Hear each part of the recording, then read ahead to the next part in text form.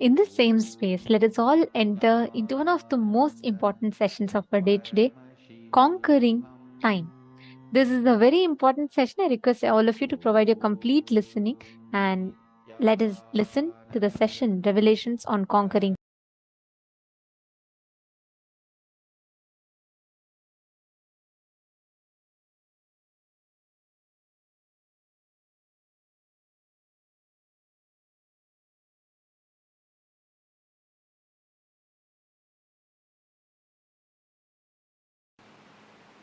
I welcome all of you with my love and respects. Conquering time. First, few basic understandings, few basic truths.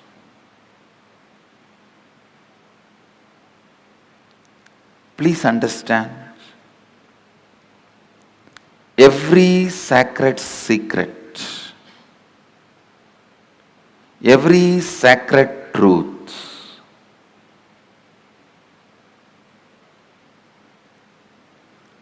I am uttering,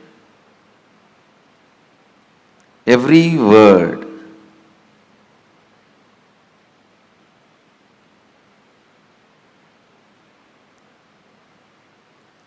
need to be internalized and internalized.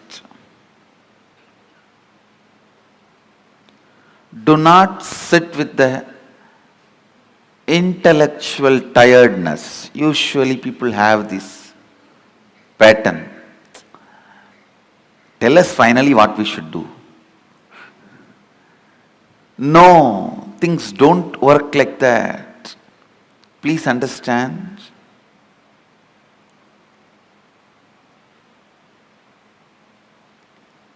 Every word I am uttering matters.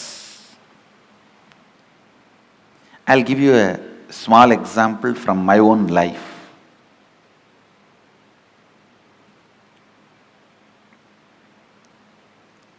One of my guru, Annamalai Swamigal,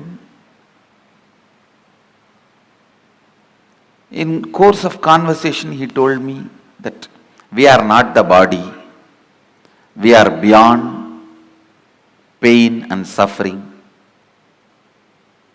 When I was sitting alone and contemplating about it, we are not the body, we are beyond pain and suffering. What does he mean by it? I actually experimented. I took a knife and cut my thigh to see whether we have pain or not. Of course, I had pain and I was taken to hospital and stitches were done and all that has happened. But I could not think what my guru uttered is lie. I was continuously contemplating. I had a yoga guru. He was also a Paramahamsa. One day he explained, he usually comes to the house where I was born and brought up.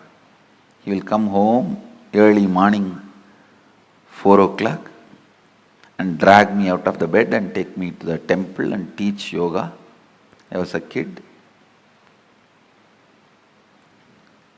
Sometimes the moment I am out of bed, he will make me drink coffee so that I will not go back to bed. One day he was telling, see, before coffee how you feel, that you want to lie down and nothing other than sleep matters. Just a cup of coffee, you are ready to listen to me, and suddenly I became more important, yoga becomes more important. All the ideas that you should do yoga makes more sense. Without a cup of coffee, all the ideas you should sleep makes more sense. Just with a cup of coffee, all the ideas you should do yoga and take care of your health, build your body so you can get enlightened. All these ideas make sense.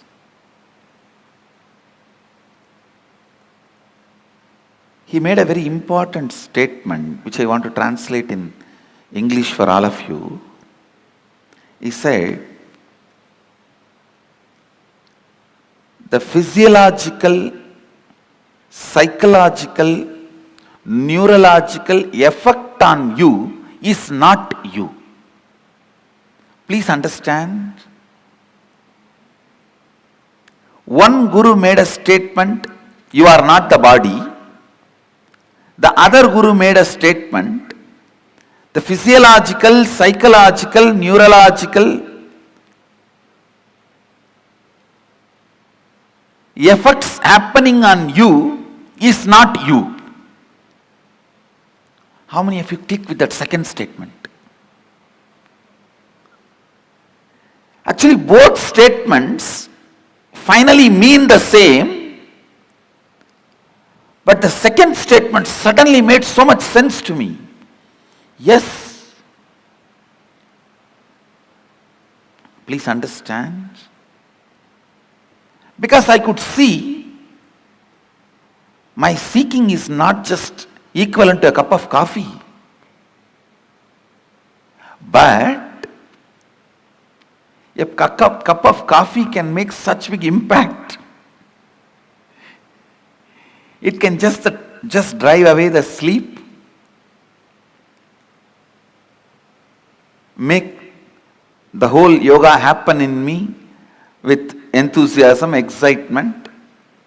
So when I was analyzing, cup of coffee cannot be equivalent to my seeking. The first statement I am making, please listen. The first statement I am making,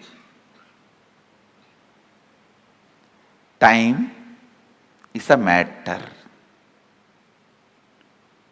Second statement, it is not absolute as you think. Please understand.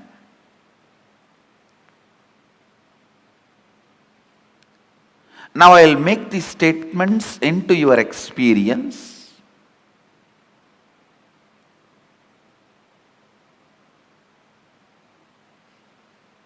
These two are the Mahavagyas now. When you perceive this world through this body, you can never doubt the authenticity of this body or the authority of this body. But when you are perceiving the dream world through the dream body, this body does not have authority over you. The first truth, time is a matter.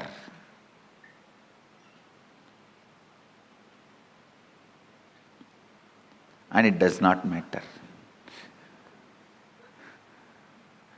Time is a matter and it does not matter.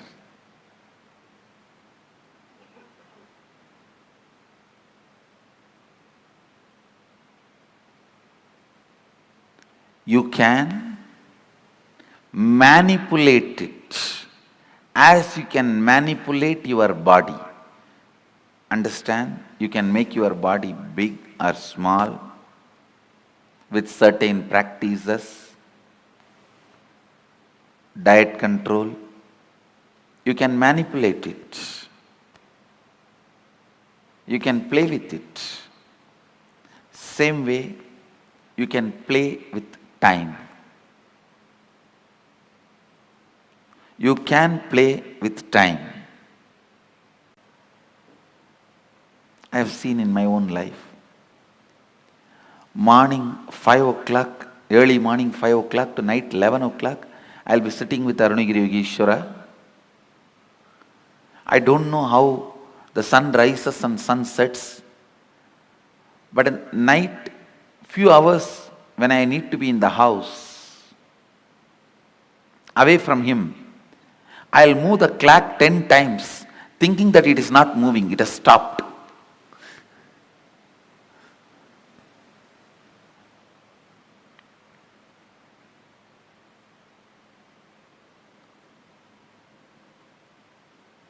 I'll feel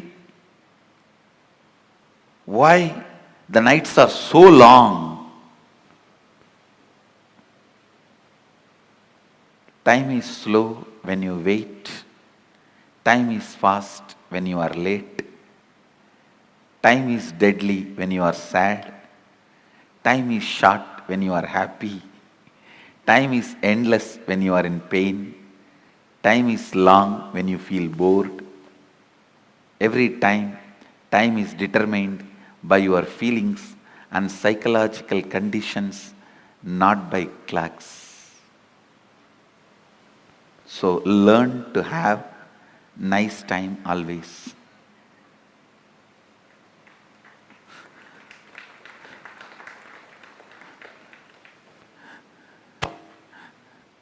Whatever now I am sharing, most of you may know that ideas, nothing new.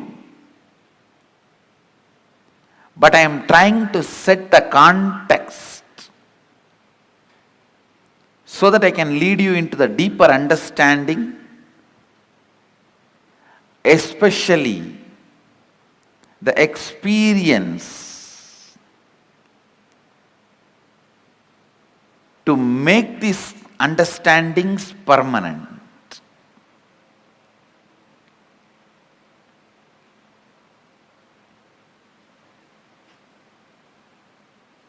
Time is a matter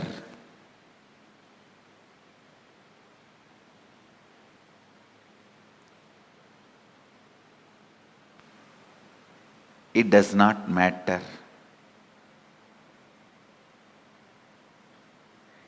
It can be manipulated as you want. You can play with it as you want. One more understanding I received from Arunagiri Yogeshwara about time. Listen carefully.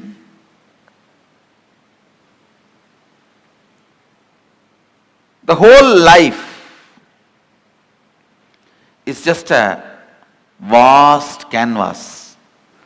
Space is the canvas.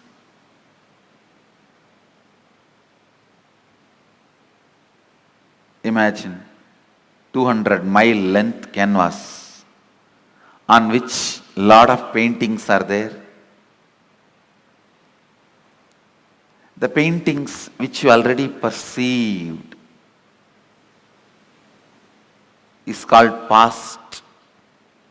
The painting you are perceiving is present.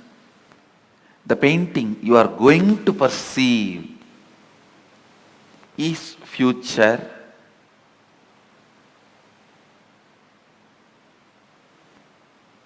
But the truth is, all three exist. All three exist.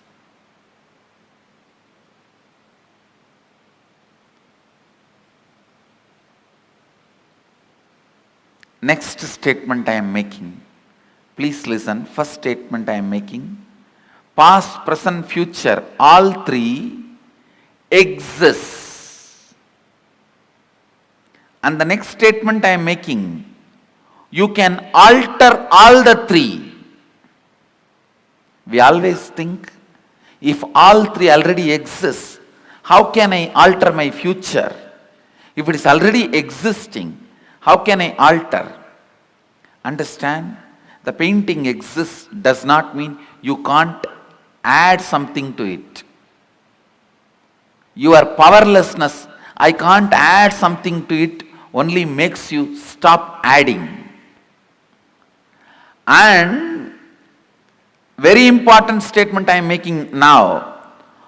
Not only you can alter the future, you can alter your past. How? We will make. You can alter your past.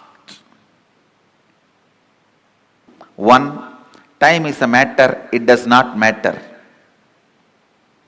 Second, your psychological ups and downs, physiological ups and downs are not you.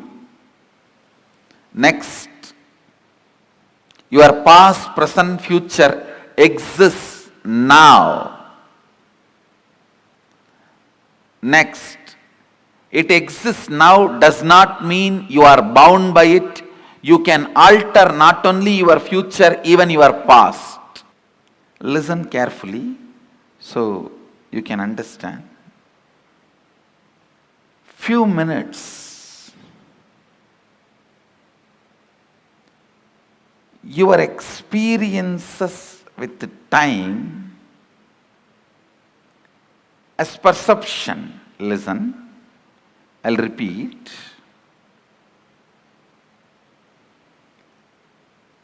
When you are restless,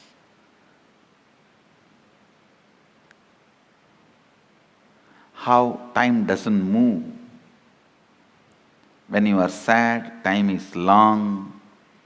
I gave various definitions of time.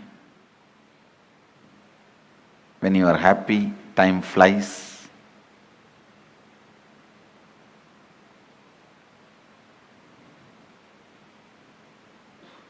Your experience about this truth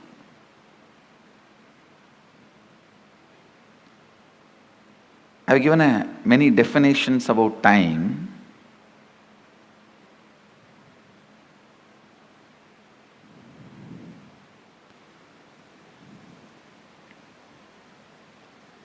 Time is slow when you wait. Time is fast when you are late. Time is deadly when you are sad. Time is short when you are happy. Time is endless when you are in pain. Time is long when you feel bored.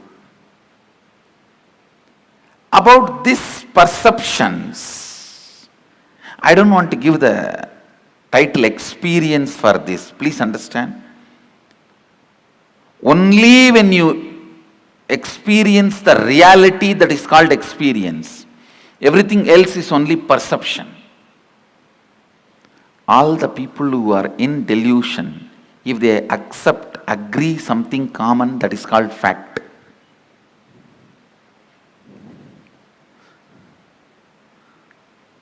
One person who is waking up from the delusion, see something little higher than the common understandings among the deluded people, he sees truth.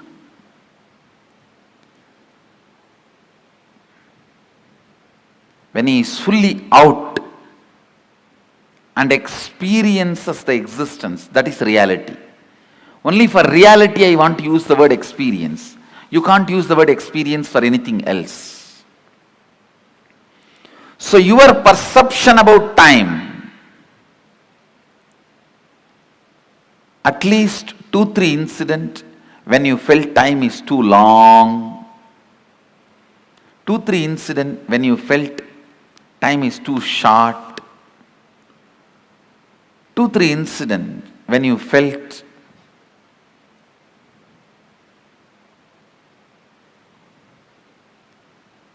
time literally flies. 2-3 incidents when you felt, is the clock, something is wrong with the clock? Is it repaired? Why it is not moving? Why it is not changing? Just 2-3 in your life. Try to recollect and pen down. A few minutes. So when I am explaining the next truths, you will easily be able to relate with it. That is why. See, whatever I am explaining, If you do not internalize, understand I am using the word internalize. Analyzing for the sake of internalizing is internalizing. Analyzing for the sake of discarding is atheism. Atheists analyze everything only to discard. Take few minutes, recollect, write elaborately. Don't take like notes, college notes. No. Recollect at least 2-3 incidents for each of this concept. When time was too long, or when time was too short, when time was not just moving. Once I remember, I spoke continuously for 14 hours without moving from the seat. One session, introduction to Shivagamas. I introduced Shivagamas in 2005. I still remember the old meditation hall, which we used to call that time Devasabha. And I don't know whether you guys will be able to believe, we have a video record. Not a single one went out even for 1, 2, 3 break, no tea, no breakfast, nothing. It's not that I told them to not to move. Like today morning I said, let's have absolute no movement. It's not that. I told them whenever anybody wants to go out, please go and eat and come. I am going to move out only after I feel I have introduced.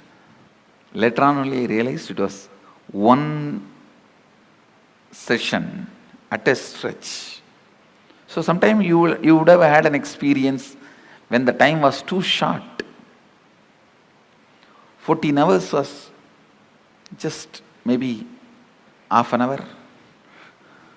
That's the way it was. Time was too short.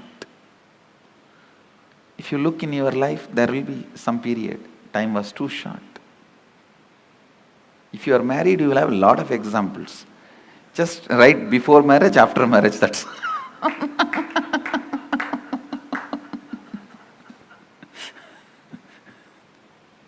write some incidents when you felt time was too long, some incidents when time was too short, some incidents when time was not just moving, some incident when time was just flying. I had a fortune of meeting a great Paramahamsa. His name was Sundananda Swami. He was from Ramakrishna order in Mangalore. Now he is no more, he left the body. In his room he will have 25 clocks. One will show 8:30, one 9:10, another one 1:30, another one 2:40. Like this 25 different times. I used to ask him, Maharaji, why this is an elderly person. Maharaji, why like this? So many clocks with so many time. What is actual time? He will say, hey, Koka. Koka means in Bengali, small boy. He will say, hey, Koka, whatever time I want, I will keep that clock as a real time.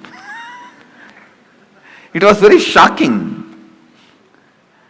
And he was head of the Mutt monastery, where so much need to happen as per the chronological clock. But he was always making everything happen. You may wonder, is it practically possible? For my type of, each one thinks your type is the specific, special type which has no similarity in the planet Earth. Each one of us think that. You don't know about me, Swamiji. You may think, but I tell you it is possible. I'll make it. I'll repeat what you have to write. The strong thought currents, powerlessness, incompletions from the past, which is influencing and driving you into your future. those powerlessness moments, why you decided to become wealthy, why you decided to become powerful. If it is out of passion, great, no problem. If there is some powerlessness, some incident, incompletion is influencing you, pen down that. Let's catch the influence of the past on your thinking system.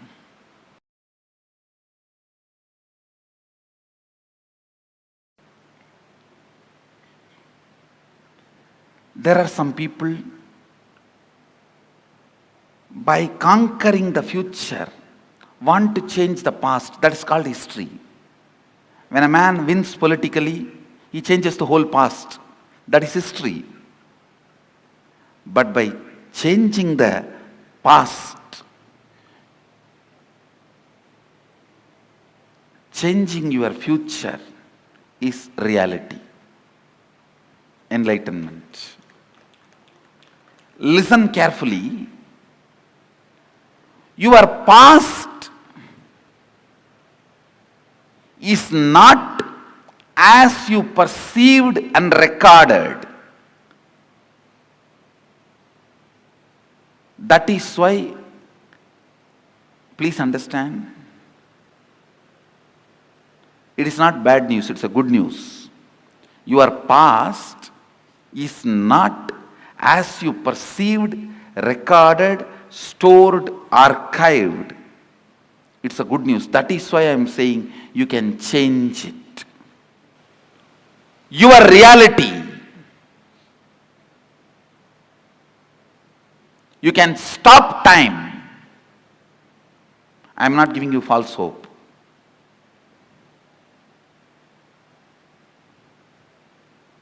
I am giving you a science.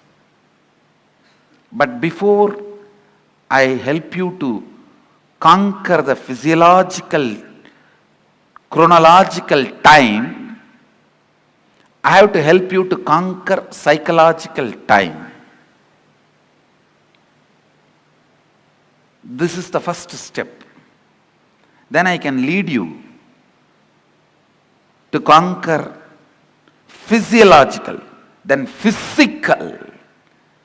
Let me describe what I mean. When I say conquering psychological time, I mean not being affected by the psychological ups and downs, and anything happens in you psychologically does not touch you. I remember beautifully, Arunagiri Ishra asked me, what do you want to become? I said, Sadashiva. He said, that is the only reality. Anything which makes you perceive psychologically, physiologically, neurologically, all that does not touch you. This is reality. I don't know the power with which he said, the way in which he said. I just know that is the truth. From that moment, it is just vibrating in me as a truth.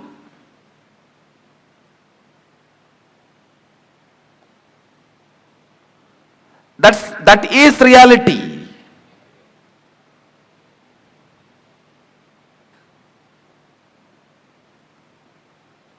Nothing else touches. First, if you conquer psychological time, means no psychological effect can happen on your system, on you. Next is conquering physiological time, means even physiologically,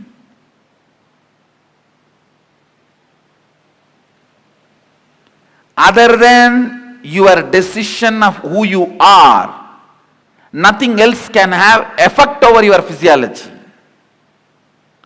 That is what I mean, conquering physiological time and conquering chronological time. Now, few minutes. The heavy powerlessness you experienced in the past, which is influencing your thinking, It can be as simple as your elder brother snatching a chocolate from you, or as difficult, as complicated as your friend snatching your girlfriend away from you. It can be anything. Past sitting heavily on you and influencing your thought current.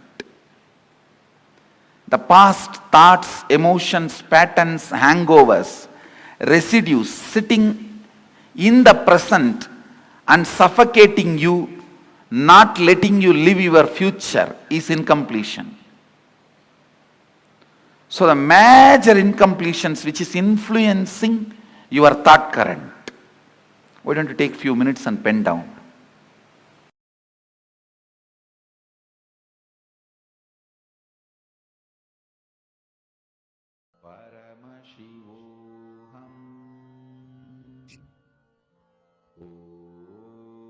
This is all now pen down. This exercise, this very exercise that Swamiji has given to us, all of us are going to be doing this.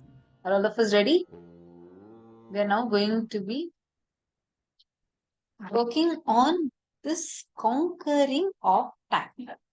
How Swamiji explained to us how time occurs to us and how we experience whether the movement between the past or to future, past to future, and how to make that movement to zero.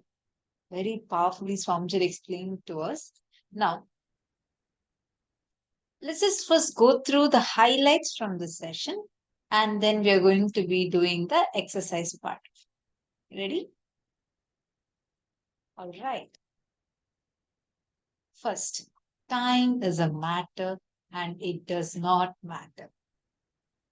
You can manipulate it as you can manipulate your body. Past, present, future, all three exist. Exists now does not mean you're bound by it. You can alter not only your future, even your past. Changing the past, changing your future is reality.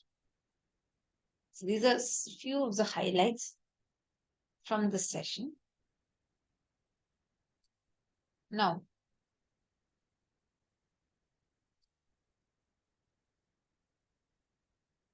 take a few minutes and recollect, write elaborately, at least 2-3 incidents of each of this concept. Sit and write down now. This is the exercise Swamiji actually given to us in the video itself.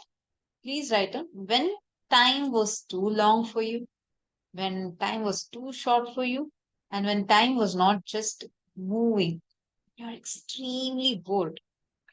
Please take a few minutes. Let's start it now. It will take about 2 minutes for this.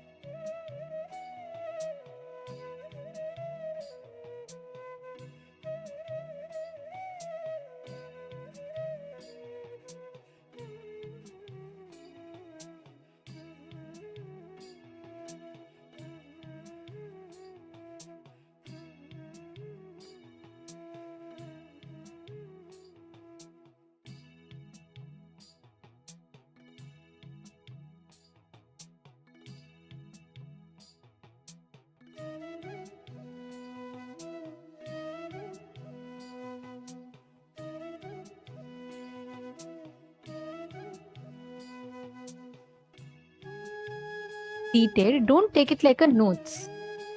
Write down the entire incident for each of these.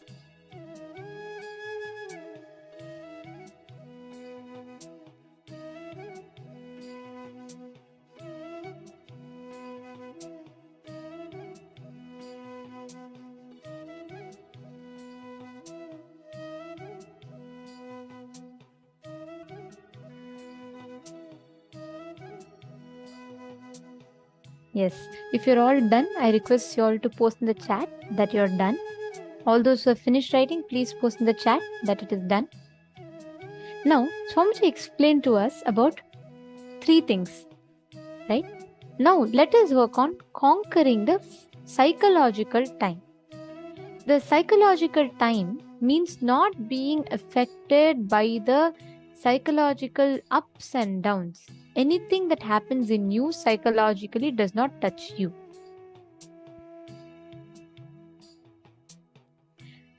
See, please understand, Swamiji revealed beautifully, right? How your inner space not being touched by the psychological, physical, physiological ups and downs that happens inside of you. So conquering the psychological time means many times when you feel depressed, time will just not move. It will be like clock is sticking, stuck, it's not moving. Right? Write down. Now, wherever you have written down previously, relive those incidents. I request every one of you to understand this truth. This is the psychological time. Wherever you keep this and wherever you are stuck with this, it will just be, you will be stuck in that place. And you not being affected by that up and down, psychological ups and downs means you're flowing with life. So just see that, and I request every one of you to pen down, whatever you have penned down, I request every one of you to relive. Look in, relive and relieve. Swamiji told in a different way. Swamiji did not tell like this. What? Swamiji said each one physiological, that 3 things Swamiji told to write down. You have to relive after that. Now what? This is just reliving. So please take a screenshot and show it to her. Don't even understand her.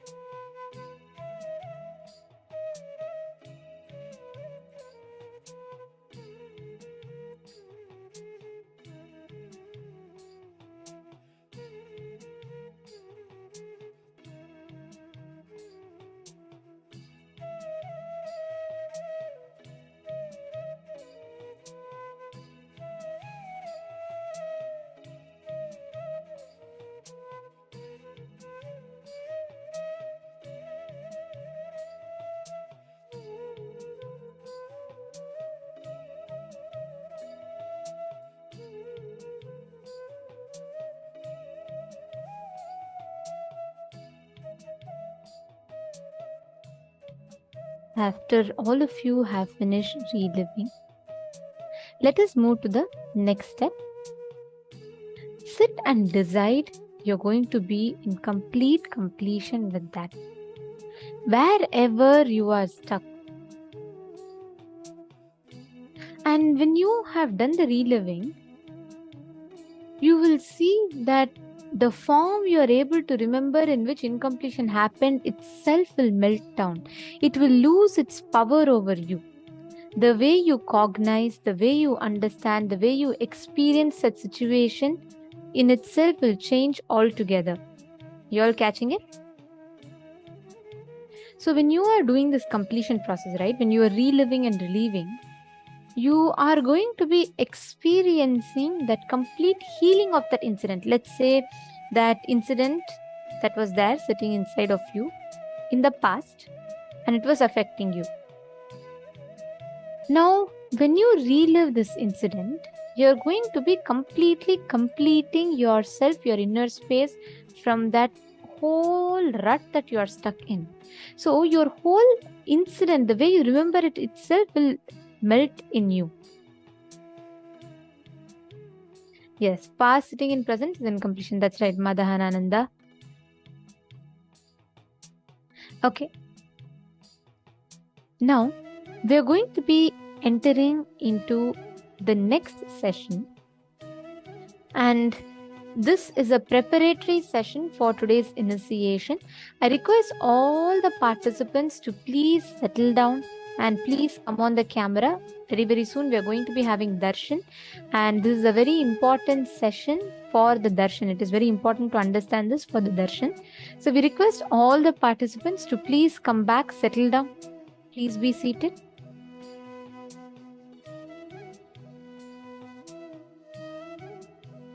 And if you have any of your friends, family members, please invite them. Today we are going to be having a very special initiation.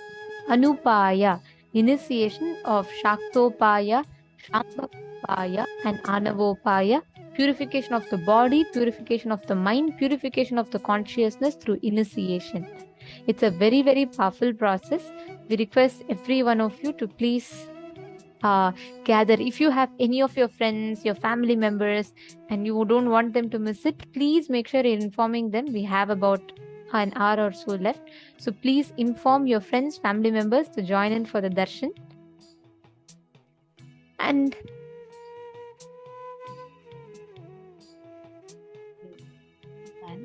a very important thing. Today's initiation is also going to help us to break free from the time loop, meaning the time, whether the impacts and influences of your past, present, future, which is sitting on you, basically the impact of your past, which is sitting and suffocating your present and not letting you experience your present or manifest the future the way you want. You being free from it. The initiation is going to be really, really powerful. And we request all the participants to invite your family members who would be, like who was having some kind of issues with managing time and they are looking to have a breakthrough on this, you can definitely invite them.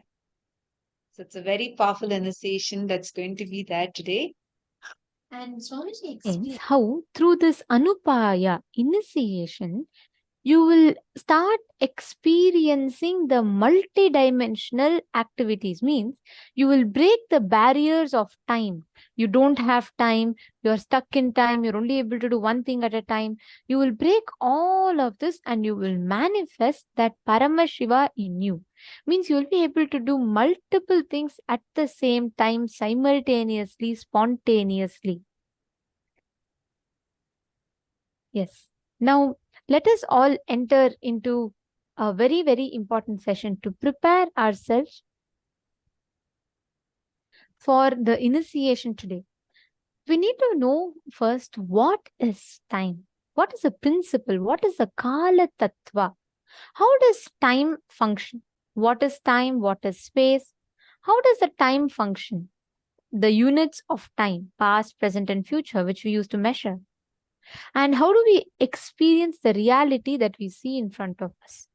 How do we transcend time? We're going to be learning about all of this in this session. It's a very important session, so please do not miss. This is a preparatory process for today's initiation, because today's initiation, we are going to be literally settling ourselves into completely purifying our body, mind, being, and to be able to manifest Paramashiva in us. Okay, so now let us all listen to these beautiful revelations from Swamiji, where Swami is going to be taking us through understanding Kala Tattva, how we can exist beyond the 3 units of time.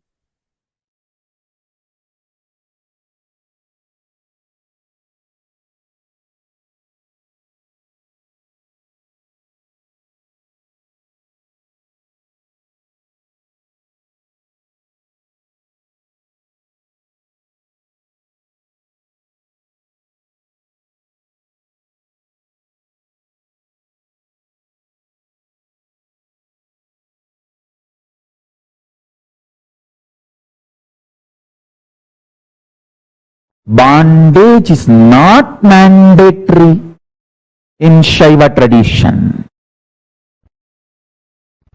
Actually, in the real cosmic spiritual tradition, which is Vaidika Saivam, Shuddhatvaita Saivam, in Vedic tradition, bondage is not mandatory. The unnecessary sanctity granted to the man-made laws is responsible for all confusions. Unnecessary sacredness associated to the man-made laws, unnecessary sanctity granted to the man-made laws is responsible for the confusions, and human beings started believing that bondage is mandatory. Not only bondage is not mandatory, it is actually non-existence.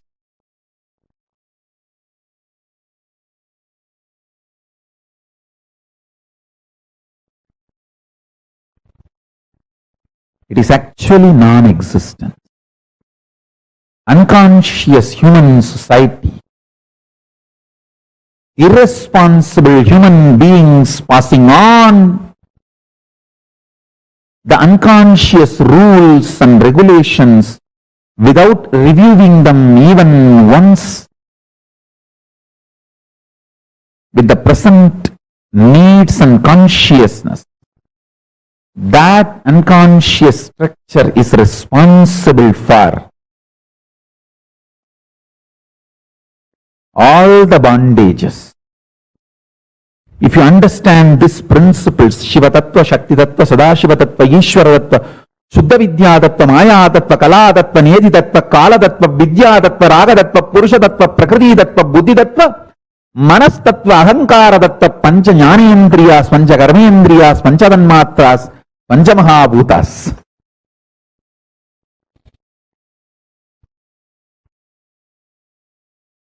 You will know bondage as a light up to you.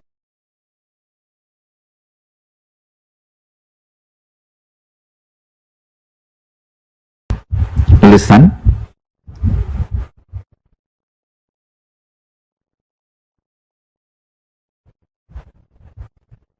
The basic principle I want to explain is,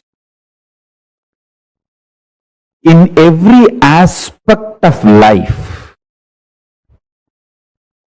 all these 36 principles are different aspects of life. Today,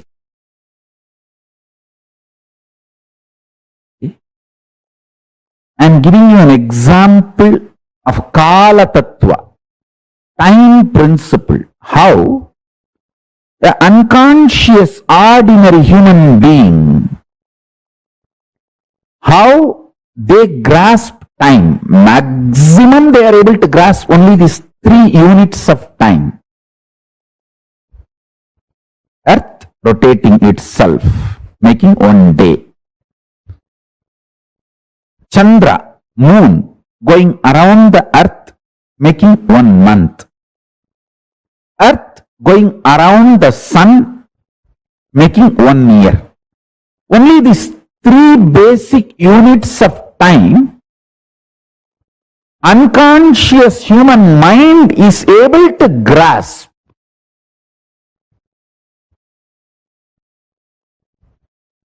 But the consciousness which could center itself in Nirvikalpa Samadhi, superconscious state, finds he is centered in Mahakailasa. This whole Surya Mandala is going around the Mahakailasa, makes the 4th unit of time called Kalpa. Listen.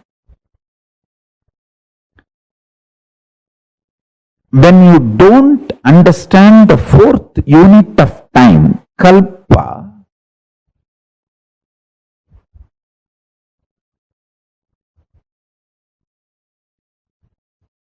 you start developing very narrow vision about time, life, about everything.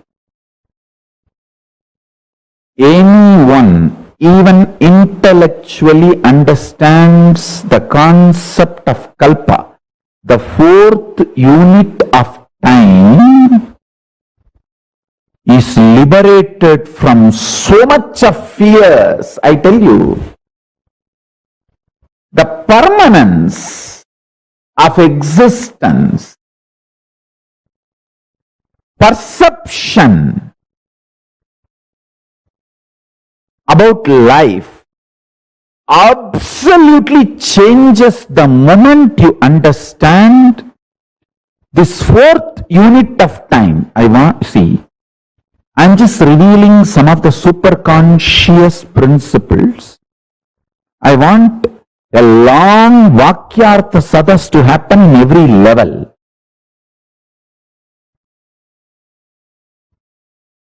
Understand? Because we are agitated, we don't think for a long time, because we don't think or try to understand the multiple units of time. We are just stuck with 3 units of time. That is why all our planning, all our ability to connect with the time, all our ability to understand time stops with the units of years. Whether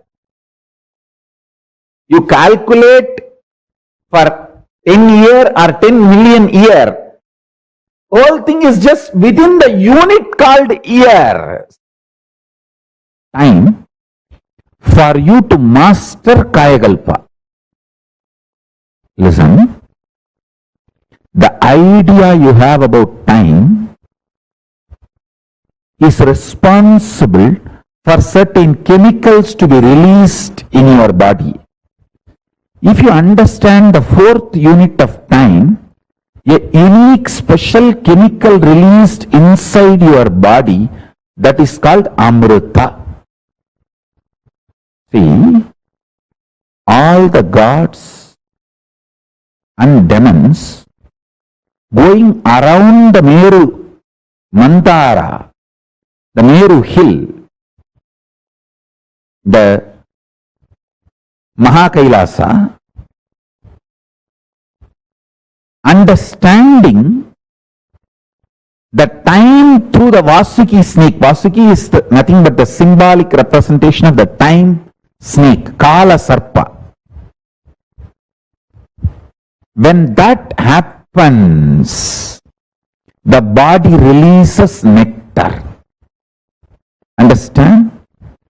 The understanding I am giving now, the vast understanding about the 4th unit of time, if you can intellectually internalize and see in your life, suddenly you will realize you have so many powerful cognitions, so many powers, so many wonderful things in life. The events of Kala Tattva later. Now understand the units of Kala Tattva and also understand how by not understanding the units of Kala Tattva, we are all collectively suffering and started believing suffering is natural. No! Suffering is neither natural nor inevitable. With the right understandings, it doesn't even exist. The visionaries are convinced suffering is inevitable, so the followers are also convinced suffering is inevitable. That is the biggest suffering. That is the real delusion. That is the real delusion.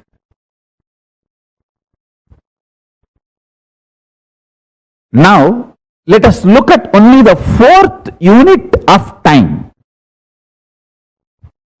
The fourth unit of time is cognized by the mind which lives in Nirvikalpa Samadhi. And even if all of you have not achieved a Nirvikalpa Samadhi, if you understand the principles from a person who lives in Nirvikalpa Samadhi and makes that as a lifestyle, you will enjoy all the benefits of the Nirvikalpa Samadhi. For example, Einstein's theory, all of us may not understand, but many benefits derived from that theory, we are all enjoying in our life because we decided to accept his theories. Same way, the fourth unit of time, this theory, all of you may not be able to grasp it, but if you decide to accept and enjoy, make this theory as a part of you, you will enjoy all the benefits of these truths, benefits of this theory. That is what I call living enlightenment. Till you realize personally, individually, as your own enlightenment, living it because your Guru has revealed it, making that as your vision because your Guru has revealed it, is living enlightenment.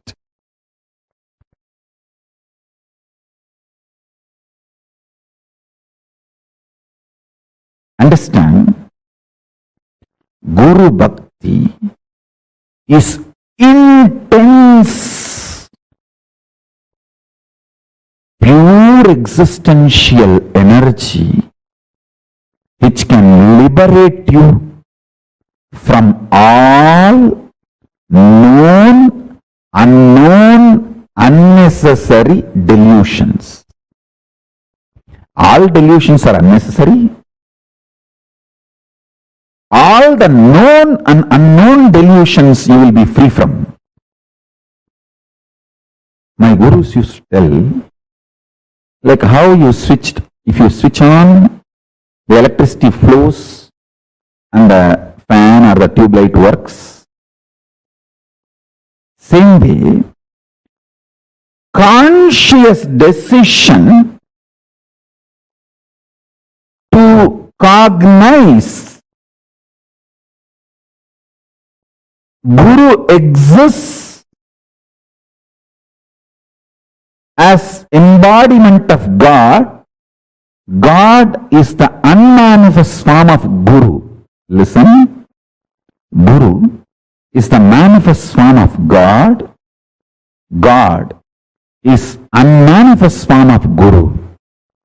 Avyakta Swarupa of Guru is Paramashiva. Vyakta Swarupa of Paramashiva is Guru. The manifest form of Paramashiva, God, is Guru. unmanifest form of the Guru is God. Listen. God is the state of Guru. Guru is the statement of God. God is the state of Guru. Listen. God is the state of Guru. Guru is the statement of God. God is the state of Guru. Guru is the statement of God. Catch the statement and mudra both. God is the state of the Guru. Guru is the statement of God. The unmanifest of the Guru is God. Manifest of the God is Guru. Listen carefully. Decide to cognize. Guru is manifest form of Paramashiva. Paramashiva is unmanifest form of Guru. With this cognition, now sit, I'll give you the ultimate truths to liberate you from all delusions related to time. Listen carefully. Time is endless. Time is endless but not eternal. Time has no beginning, no end, but not eternal. Listen carefully. The world you are experiencing in your dream has neither beginning nor end, but it is not eternal. You enter into that world and come out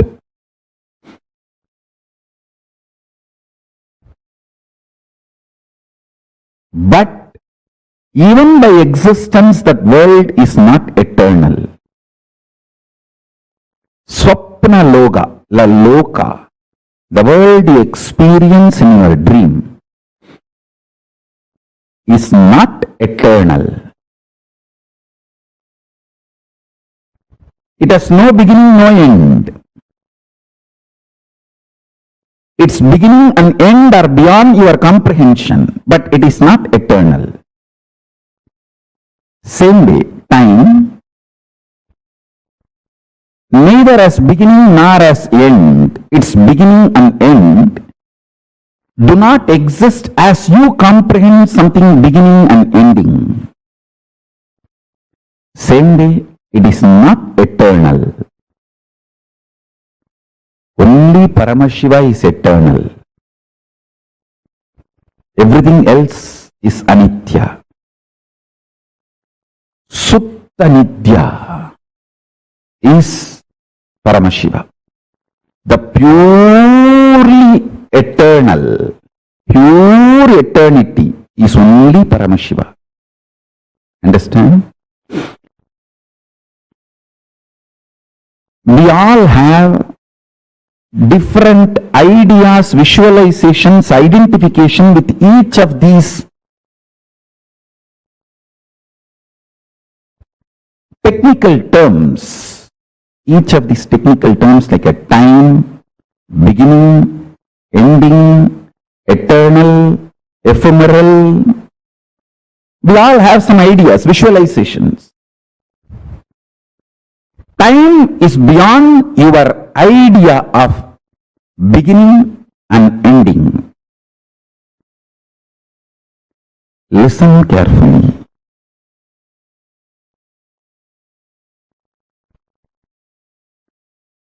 You have multiple births and deaths. Life does not end by your body not functioning. Your body stopping functioning is not end of life, if you want to end the life, raising the quality of your consciousness is the only way. Awakening to the fourth time, Turiya Kala, Turiya Loka, Turiya space is the only way to free yourself from birth and death if you want to free yourself. You can consciously play with these births and deaths. You can take the birth as you want.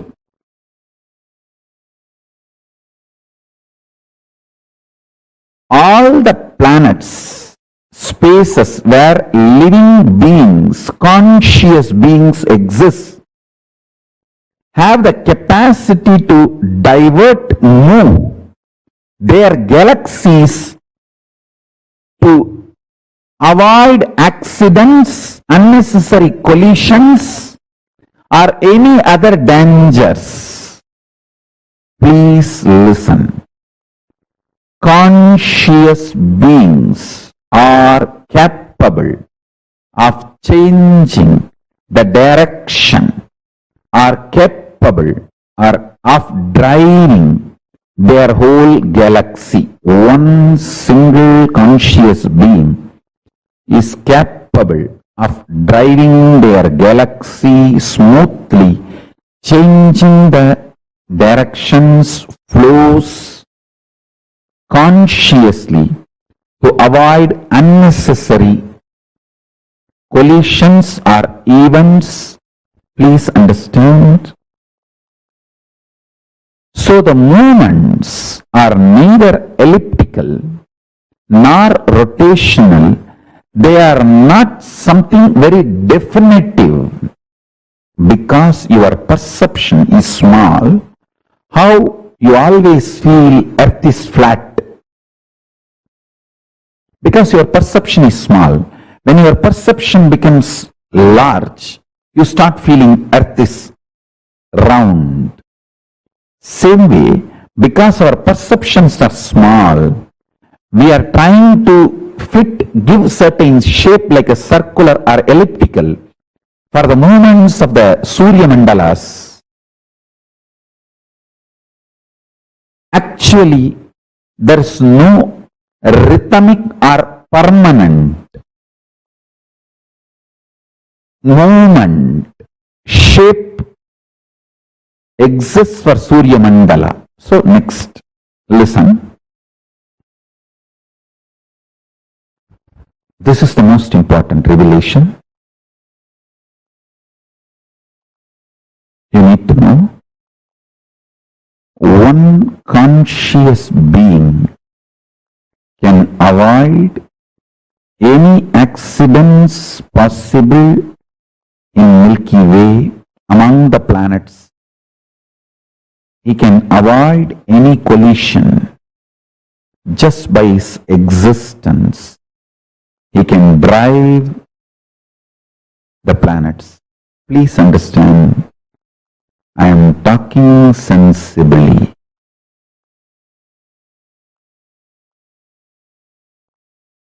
I am talking sensibly, and I am revealing the truths as it is. Just listen to what I am saying 2-3 more times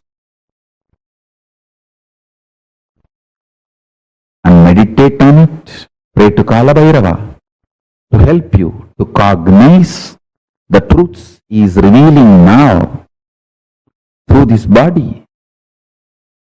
So you can be liberated from all the delusions related to time. Please understand. Just only switching on is required to operate the gadgets in your home. Same way, just deciding you are a conscious being, and consciousness is the most superior form of existing than any matter, any principle is enough for you to manifest the powers to move the planets and play with time and grahas. Please understand, destruction and rejuvenation is one and the same. If you feel you are not a conscious being, if you cognize you are just a matter, destruction is going to be the form of Shiva you will experience. If you know you are a consciousness like Paramashiva, you are just a reflection of Paramashiva, extension of Paramashiva. The moment you cognize this, rejuvenation will be the face of Paramashiva you will be experiencing and enjoying. Understand? With whom you fall in love, you are going to live with that person.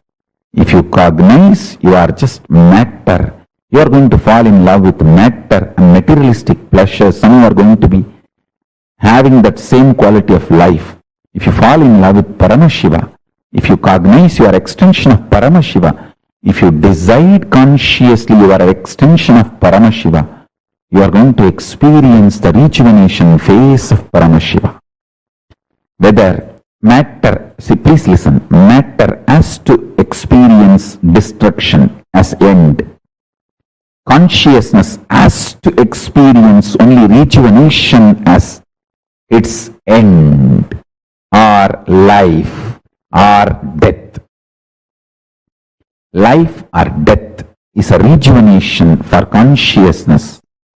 Life or death is just death, the end for matter, destruction for matter. Let me repeat, destruction is end for the matter, rejuvenation is the end for consciousness.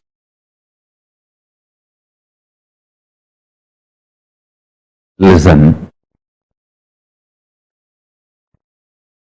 Time, Kala Tattva, principle of time.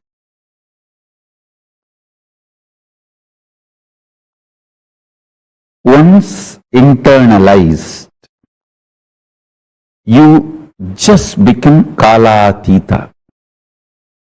Understand? Your body is a complete, listen to this word, complete mechanism to convert any powerful cognition into power. Let me repeat, your body, which is alive, if you are listening to my satsang and you are able to cognize, you are alive. Your body, which is alive, is a complete mechanism. The mechanism is perfect and complete and capable of converting any powerful cognition into powers. Listen. Now listen intensely.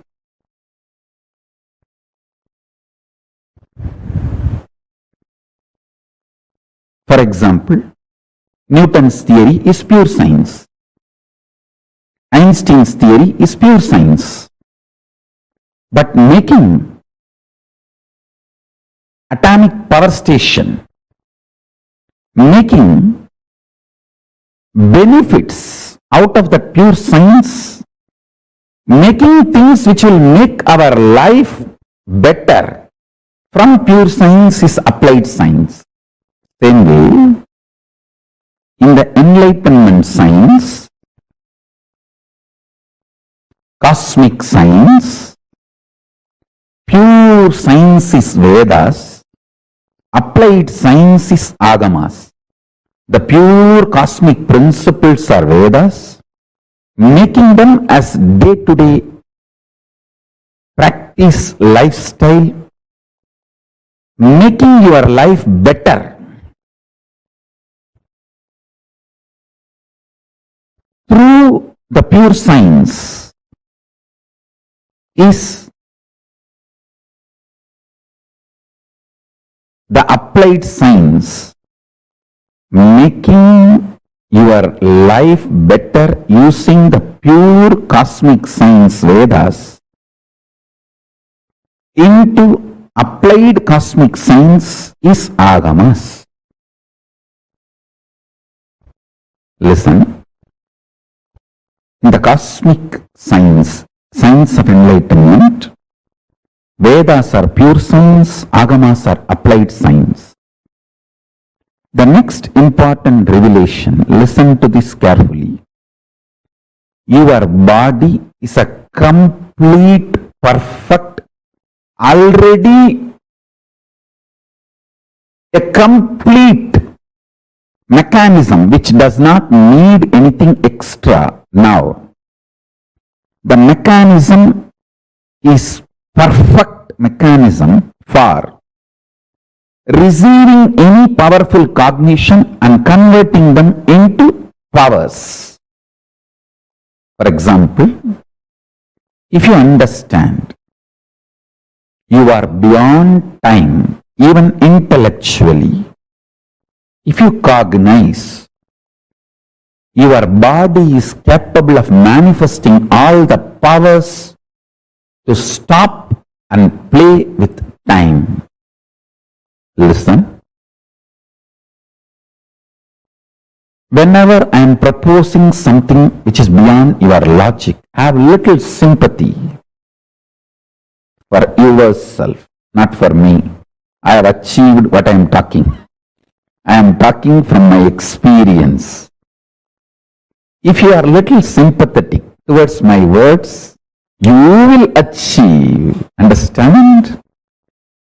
If you are a pious fraud, oh, all these are true, but not for me. I don't think I am capable. I am all the time so dirty-minded. How can relax? Somebody is straight away denying me and my great revelations are fraud.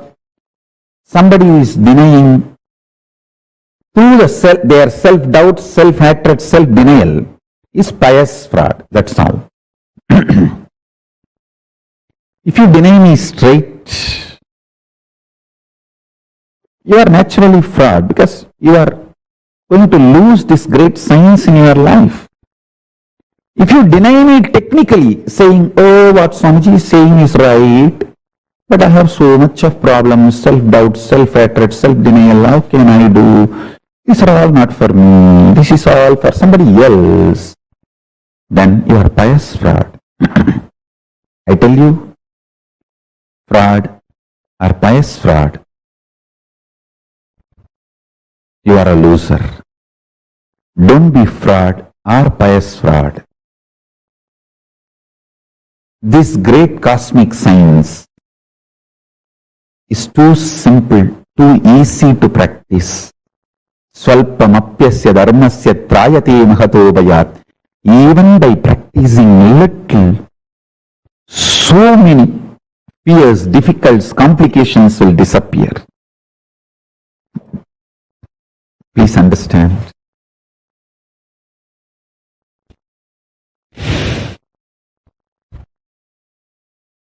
Real enlightenment science is far more superior and powerful.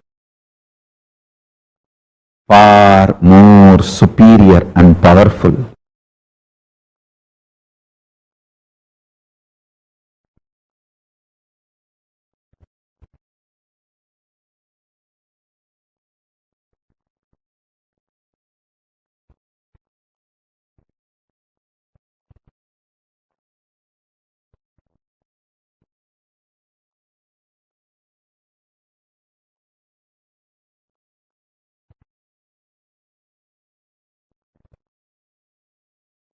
I wanted to add this one powerful cognition in you.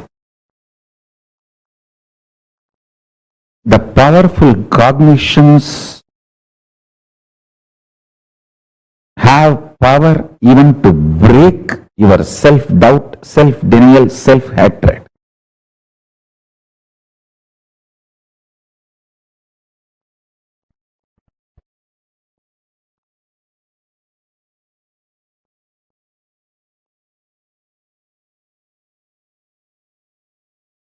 your decision to cognize Guru is the statement of God. God is the state of Guru.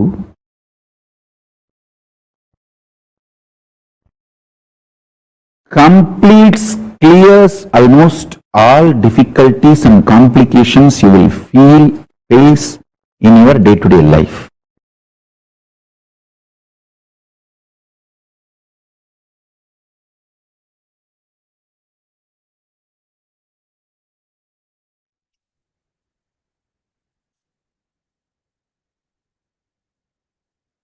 Now, what we all just learned and understood is literally the whole fundamental unit of time, Kala, is what all of us have just now learned about.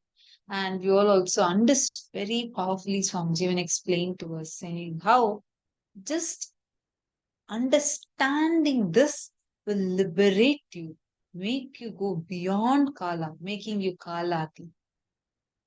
Can I request all the participants to take a few minutes now and summarize so far what you have understood? See, first we learned about a time-space continuum. Then we learned about how to conquer time. And now we learned about the Kala Tattva. What does Kala mean? So I request all the participants who are sitting with us, take a few minutes and share with us what did you understand so far? What did you understand as Kala Tattva? Here, Swamiji so beautifully explained about so many different aspects of Kala, 3 units of time: past, present, and future. So, can I request all of you to please share what did you understand and what did you click with in this session? And can I request all the participants to please come and start settling down? It's very nice to see so many of you sitting and listening, but I also see many participants are not in the camera yet. Can I please request all the participants to settle down? Please sit down. Please be seated. Tatta Padvalaya, Luca Brandoaya, Kong Kong Zoo, Hardik Bandareddyaya, Richard Thomas, Raghunathanaya, Mahabalaya. Can I please request all the participants to come in the camera, please? We're going to be entering into the darshan very, very soon. So let's all make sure that every one of us are getting ready. Please be seated in front of the camera. Many of you have posted many interesting definitions and your understanding is really nice to see. The way each of you are grasping, first we request all of you to please come in front of the camera and settle down.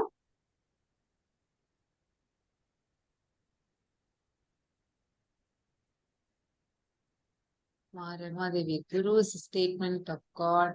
God is a state of Guru. Beautiful. What else did you understand? What are the other clips that you had in the session? Ma Cecily, Ma Dahanananda, Ma Hongzu, Shunni Liu. Can all of you post? What did you understand from the session now? So here we have Prakash Ravaya, Nithyanandam, and very nice to see you and Ma sitting here. And are you both understanding? What are you both clicking with? And if you have any questions as well, you can feel free to ask. You can feel free to post it here.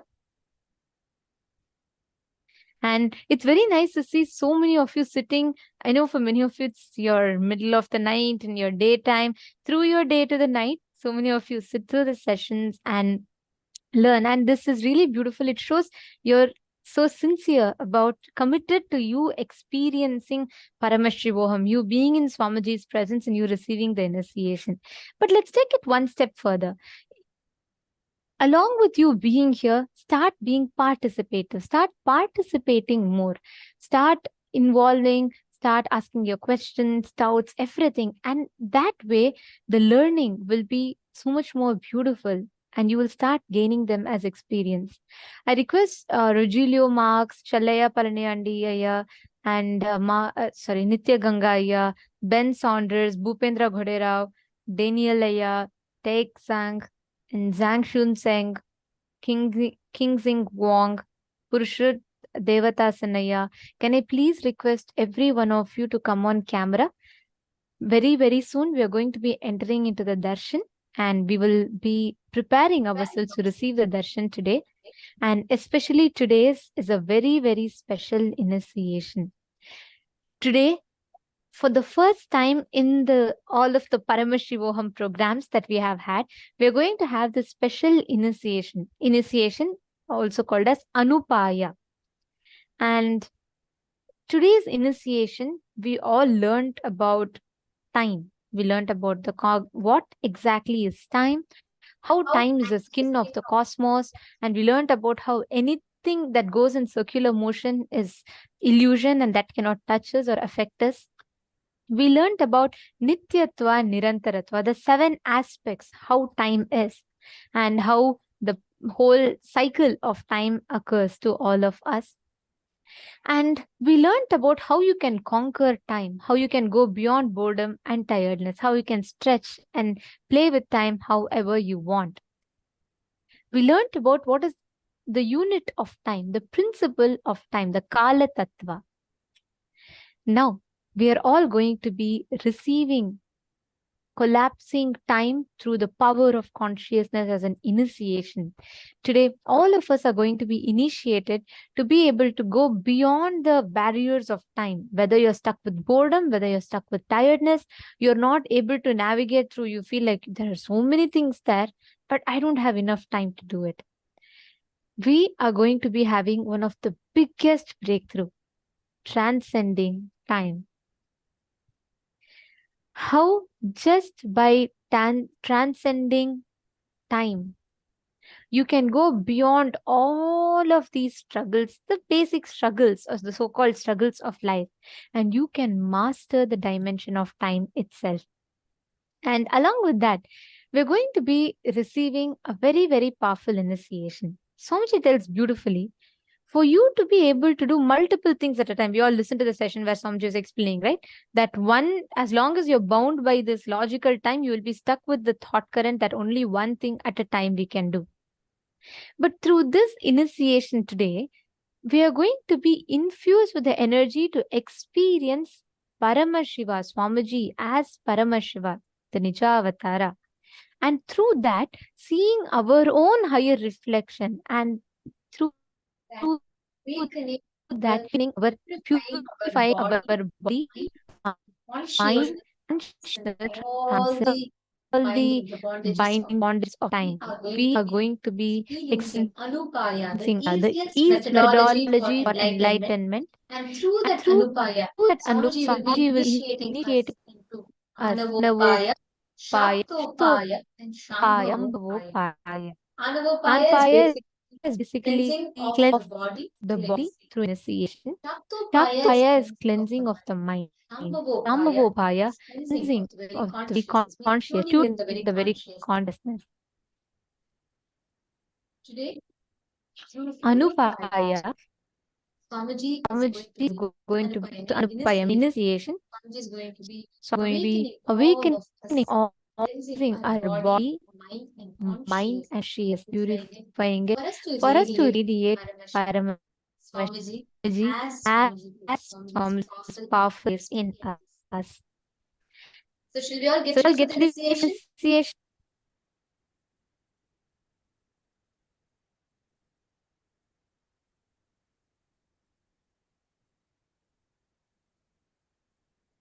Great. Wonderful. Wonderful. Can I request every one of you, all the participants that are here, to settle down in front of the camera?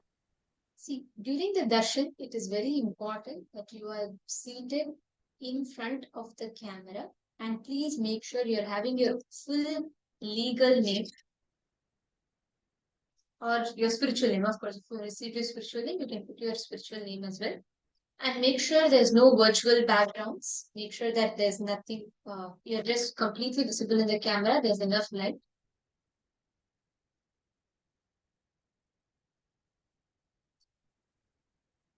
Yes.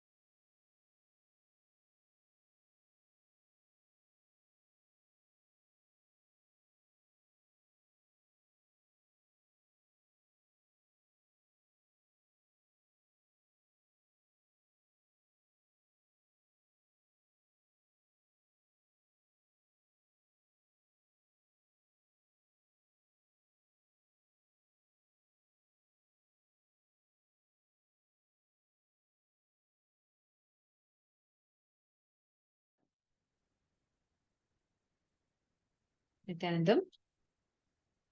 Yes.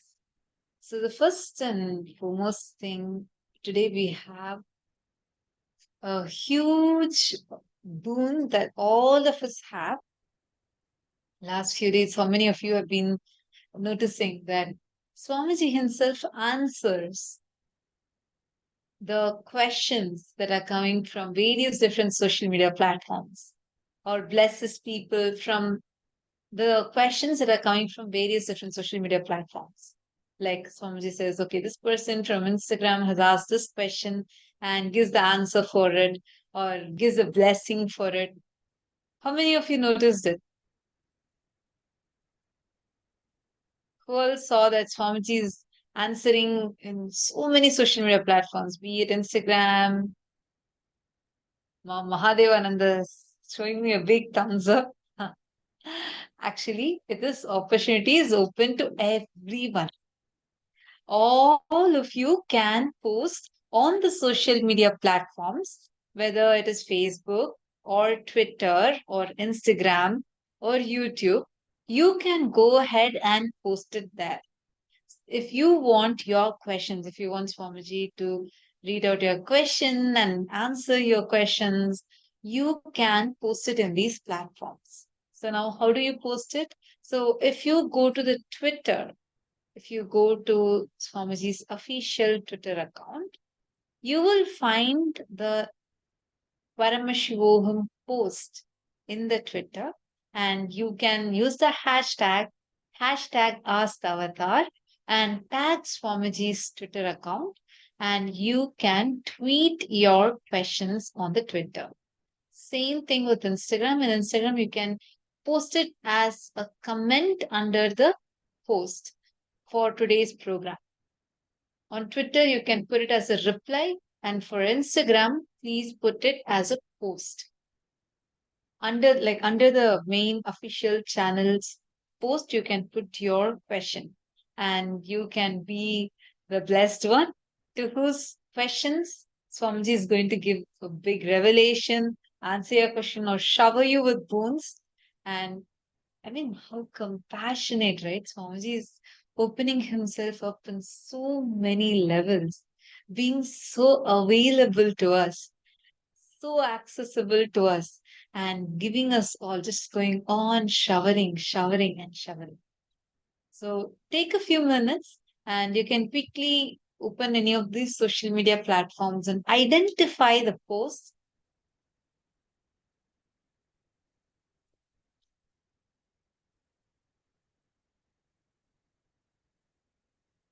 so that you can go ahead and post under that.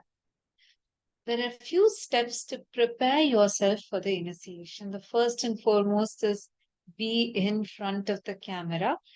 Throughout the darshan, do not move out of the camera, because if you go out of the camera, our digital security team would be having to put you in the waiting room.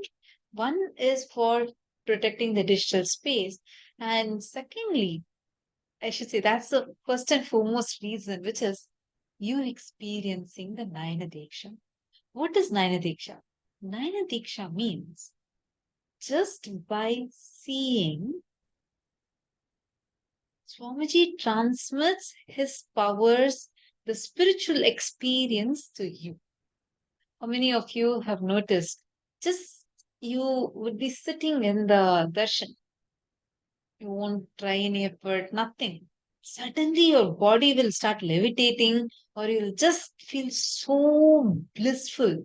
Like the bliss just oozes out of you. How many of you have experienced that? Like bliss for no reason. How many of you have had this as experience? Yes. So many of you. Understand that is a sign that you're experiencing the initiation. Means Swamiji is literally transmitting his own inner space to you. That is why so many of you are putting yes, yes, absolutely. Ma Susan, Naina, Devika Rani, Ma Sophia, Helen Gomez, Christine. So many of you have had this as an experience, right? Understand. That is the power of initiation. Literally, Swamiji transmits his own inner space to each one of us.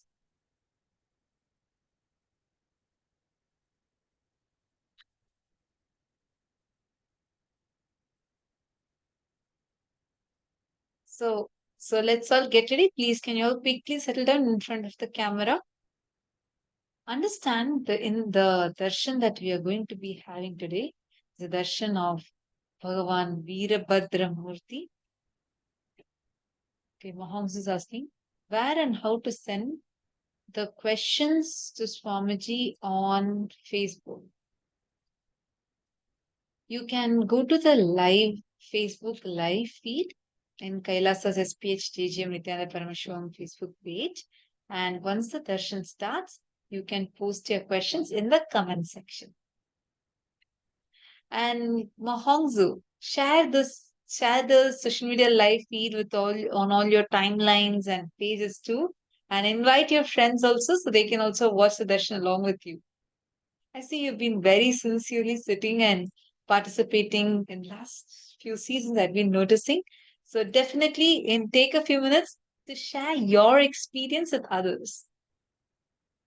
I request all the participants now, come on, let's all take a few minutes and share you all can go to the YouTube channel, Swamiji's official YouTube channel, and take this live feed that you're seeing and share this with all your friends. Take a quick few minutes and let's do that now.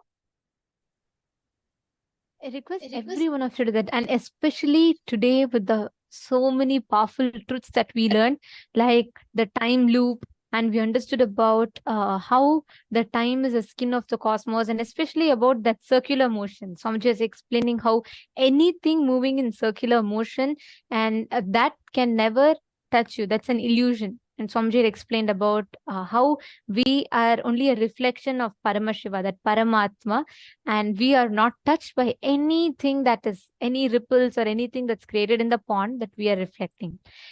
So, like this, there are so many phenomenal truths that Swamiji revealed today. And many of you had questions. Many of you are like, oh God, I would like to know deeper in this. And even yesterday, you all had shared about how this number universe was like a breakthrough revelation. Today, Swamiji himself has opened up this beautiful opportunity for us. Any one of you can ask questions. So when we say questions, it is not just blessings and boons. It is not just, you want to manifest something. We also get this wonderful opportunity. I know Q&A sessions with Swamiji is something that all of us enjoy. It is one of our most favorite and one of the most coveted sessions, because when we sit in Q&A, Swamiji always says, I don't answer the question, I answer the questioner. And every time Swamiji gives unique revelations, such profound revelations for even the most simplest of questions we may ask. So don't think, oh, my question, is it okay, good enough? Ask any questions that you have with these phenomenal truths that Swamiji has revealed to Swamiji himself. And don't lose this chance. You all can go ahead, head to your respective social media platforms. This is X, formerly Twitter. And here you all can head to this platform and you can you can tweet your questions here. So you all can go ahead to Kailasa's SPH Nithyananda Paramashivam. That is the account. And take a few minutes and quickly go to this Twitter profile. I request all the participants. You can go to this Twitter profile. And if you have not yet started following this account, please make sure that you click the follow button and also click the notification icon. Once you have clicked these two, please scroll down and you will notice a post like this. It says, the Grand Veerabhadra Darshan starting soon. And for this post, you can go and hit the reply button here. And you can post your reply by using the hashtag ask the avatar, and post your question here. Type the question that you have We request everyone of you to Please follow along so it's easier for you. If any of you, we invite all the Sarvagnya Pita Yajaman, Sarvagnya Pita Kartas, every one of you to take a part in this, because I know most of you here, we all would have enjoyed these question and answer sessions that we have with Swamiji during all Inner Awakening programs and even Paramashivam programs previously. And now Swamiji has opened up this opportunity for all of us, and let us jump into it. Any questions that you have pertaining to the revelations that we've been learning in Paramashivoham, you can go ahead and ask those questions. Not just what we've been learning in Paramashivoham, even any concepts, aliens, and all the different concepts that you might have the questions about, you can take this opportunity. So please head to these respective social media platforms. This is for X, but even if you want to ask on Facebook, for Facebook, you will again be going to Kailasa's SPH Nithyananda Paramashivam Facebook page, and you will be commenting under the live stream directly. So you can post your questions directly under the live stream. And Just all the participants immediately head to these platforms and make sure you start asking your questions. You can ask any questions. Come on, in this right now, there's so many concepts just surrounds time travel exists. Can we actually do time travel? What is the meaning of being stuck in time loop? Whatever questions you have that you want to ask Swamiji and get the revelations from Swamiji, go ahead and you can post your questions. Post these questions on Twitter, on Facebook, and on Instagram.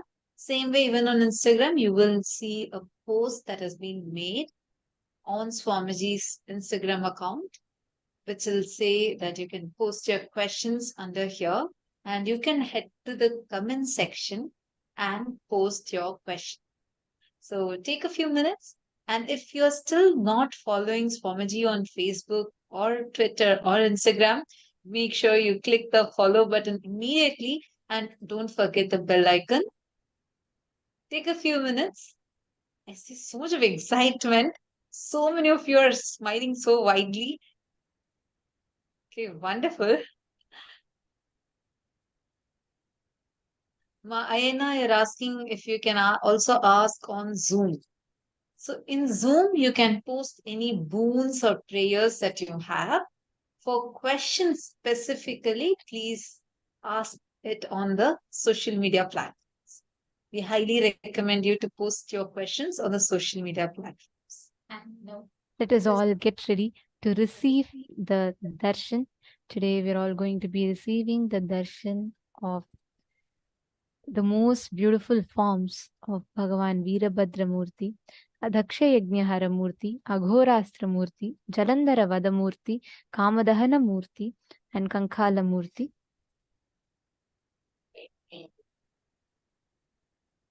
Teshvaghoranurathyanta Dhoshagna Krishna Varnabhak Vyalabhadda Jata Kapala Dalamanditaha Surapigne Kshanotyantam Svetadhamshra Samanvitaha Chandrachudo Vishalasyo Nagayajnopavitavan Mahakayo Mahadamshrir Kinkinniravasамyutah Mahashulagrasamprota Mahasuravinashanah Khatgakhetadhanurbhana Mundaka Kalashaktidhrit Varabhayavakapalahi Pasha Prasada Gadakaraha Damshre Dvekila Niryate Vaktragre Bhishane Site Swasena Rakshako Nityam Parasena Bhayankaraha Vairi Prayukta Karmagna Sarva Vyadhi Nivarakaha Sarva Dosha Vinashotu Samartho Bhaktavatsalaha. This deity is black in color. His head is with locks, matted hair tied up with snakes. He is adorned with a garland of skulls. His eyes are mixed with color of yellow and reddish brown. His face appears with whitish large teeth protruding on two sides of the mouth. His matted hair is adorned with crescent moon. Being with a broad face, he is wearing snake as a sacred thread. He is with a huge body, large damshra fang-like teeth. He is adorned with a waist ornament furnished with the tinkling bells. He is holding a trident, the tips of which have been pierced into the body of a great demon, Asura, killed by him. He is holding his hands in weapons such as sword, shield, bow, arrow, severe head, and the lance, boon giving, and the fear dispelling mudras. The skull, noose, and the barb missile and mace. The two sharp, long fangs, which are white and dreadful, appear like protruding nails at the front of his mouth. He always remains as a protector of his own troops and as a one who inflicts terror and fear upon the troops of the alien forces. He is a destroyer of the magic spells and the heinous contrivances imposed by the enemies. He is capable of warding off all sorts of diseases and harms. He is efficacious, nullifying and all kinds of sinful acts and danger, and he is always compassionate towards the devotees. Now, let us all get ready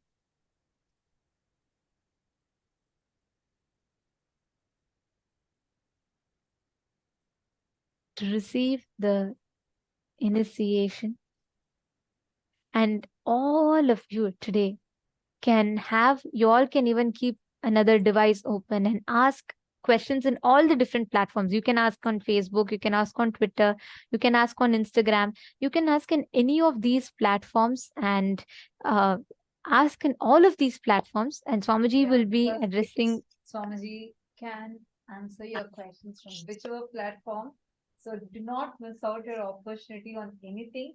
Make sure you ask on all the platforms possible, and we have the opportunities open for you right now, whether it is on Facebook or on Instagram or on Twitter.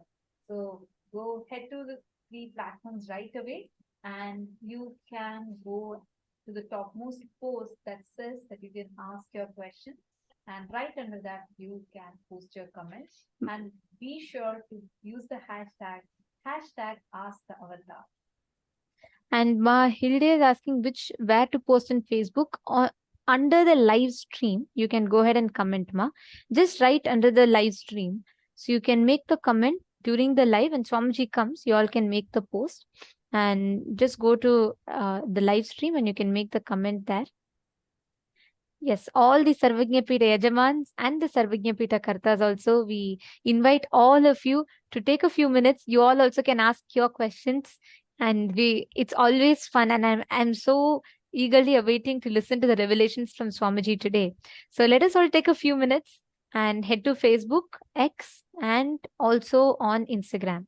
You can ask the questions on all of these platforms. Now, let us all get ready for the darshan. During the darshan, if you would like to post any prayers, you can go to the Zoom itself and you can post your boons, prayers, blessing requests, anything that you have, questions that you have, you can post it on social media. Here is for Facebook. So please head to Kailasa's SPH Nithyananda Paramashivam, the official Facebook page, and then you can head to the live stream on Facebook. So don't forget to follow and please head to the live stream. Yes. And right under the live stream, you can like it, share it, and right below that, you can comment your question under the live stream. So whatever questions that you have, this you can do it right after Swamiji comes, and start commenting. And you can ask on Facebook, X, Instagram, all three platforms. Swamiji will be seeing any of this platform, and Swamiji could take the question. So yes, you all can ask on all of these social media platforms. Now it's time. Let's all get ready. Prepare ourselves to receive the darshan. Please sit with your head, neck, and spine in a straight line. Close your eyes. Come to a deep, restful awareness. Breathe in and breathe out deeply and slowly.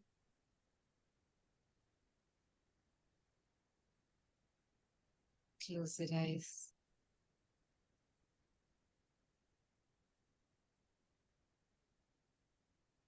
Unclutch from everything.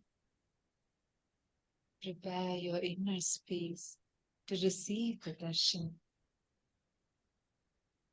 Start chanting the Mahavakya. Om Nithyananda Paramashivam. Om Nithyananda Paramashivoham. Intensely chant the Mahavakya. Om Nithyananda Paramashivoham. Om Nithyananda Paramashivoham. Om Nithyananda Paramashivoham. Om Nithyananda Paramashivoham.